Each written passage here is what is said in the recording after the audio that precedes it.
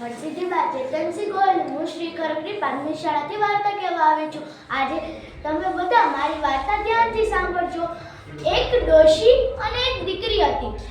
ડોશીમાં તો તેની દીકરીને ખૂબ જ વાલ કરે અને તેને બહુ જ રાખતા.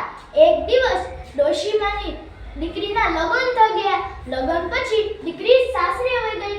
સાસરે જતા ડોશીમાને ખૂબ જ દુઃખ લાગતું અને ડોશીમાને તો દીકરી વિના ગમતું જ નહીં.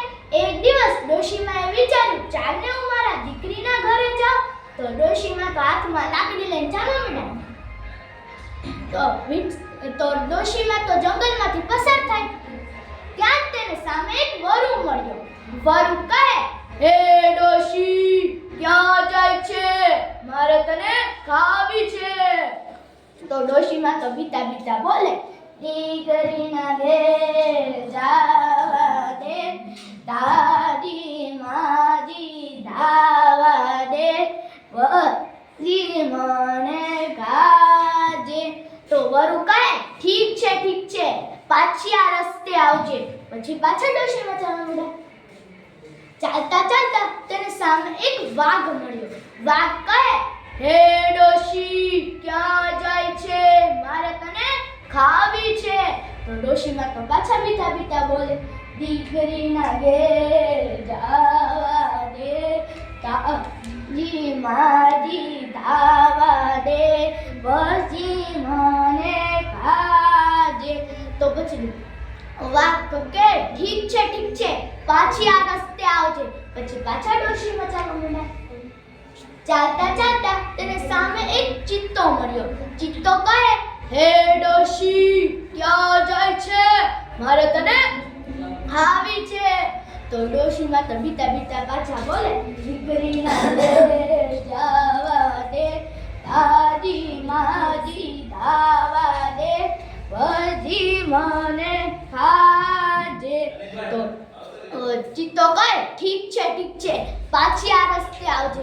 એમ કરતા કરતા ડોશીમા તેના દીકરીના ઘરે પહોંચી ગયા. દીકરીના ઘરે પહોંચતા દીકરીને જોઈને ડોશીમા ખૂબ ખુશ થયા અને દીકરી પણ ડોશીમાને જોઈને ખૂબ ખુશ થઈ. પછી દીકરી તો કેટલા બધા પકવાન બનાવે, જેમ કે લાડવા, પેંડા, ખીર, પૂરી, શાક, એવી ઘણી બધી વસ્તુઓ ખવડાવે. પણ ડોશીમા તો જાડા જ ન થાય. તો એક દિવસ દીકરીને વિચાર આવ્યો, હું તો મારા બાને કેટલું સારું ખવડાવું, પણ બા તો જાડા જ ન થાય. તો દીકરી કહે, ચાલો નાનું કારણ શું હશે, હું મારા બા પાસે જાઉં. તો દીકરી તો તેના બા પાસે ગઈ અને બાને પૂછે, બા, હું તમને કેટલું સારું ખવડાવું, પણ તમે કેમ જાડા જ નથી થતા? તો ડોશીમા બોલે, દીકરી, હું તારા ઘરે આવતી હતી ત્યારે મને જંગલમાંથી પસાર થતી હતી. તો જંગલી પ્રાણીઓ મને ખાવાની વાત કરે છે, એટલે મને ખૂબ જ ડર લાગે છે. હું શું કરું? તો દીકરી કહે, બા, તમે ચિંતા શું કામ કરો છો? આ તમારી દીકરી તમને એક સરસ મજાનું ભંગડિયું ગળાવી દેશે.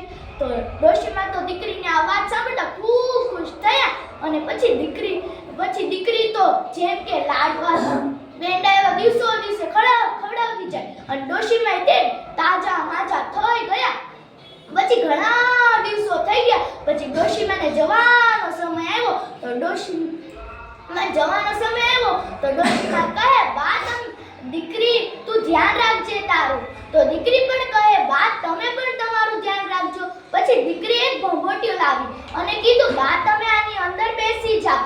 તો દીકરીએ ભંભોટિયું બારણું બંધ કરી દીધું અને ભંભોટિયાને ધક્કો દઈ દીધો. ધક્કો દેતા તે ભંભોટિયું દળવા માંડ્યું. દળતા છેક જંગલમાં પહોંચી ગયું. જંગલમાં પહોંચતા તેને એક સામે વાઘ મળ્યો. વાઘ કહે, હે ભંભોટિયા, તે ડોશીને મારી, મારે તેને ખાવી છે. તો ડોશીમા અંદરથી બોલે, કિસકી ડોસી કિસકા કામ, ચલ ભંભોટિયા અપને ગામ. ત્યાં જ ભંભોટિયું દળવા માંડ્યું. દળતા તેને સામે એક ચિત્તો મળે. ચિત્તો કહે, હે ભંભોટિયા, તે ડોશીને મારી, મારે તેને ખાવી છે.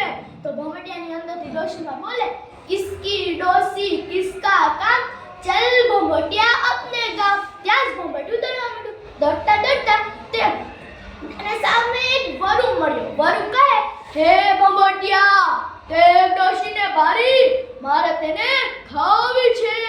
તો ડોશીમાં અંદરથી બોલે, કિસકી ડોસી કિસકા કામ, ચલ બંબોટિયા अपने गाँव. ત્યાં જ બંબોટિયું દોડવા માંડ્યું. દોડતા દોડતા છેક ડોશીમાનું ઘર આવી ગયું. ઘર આવતા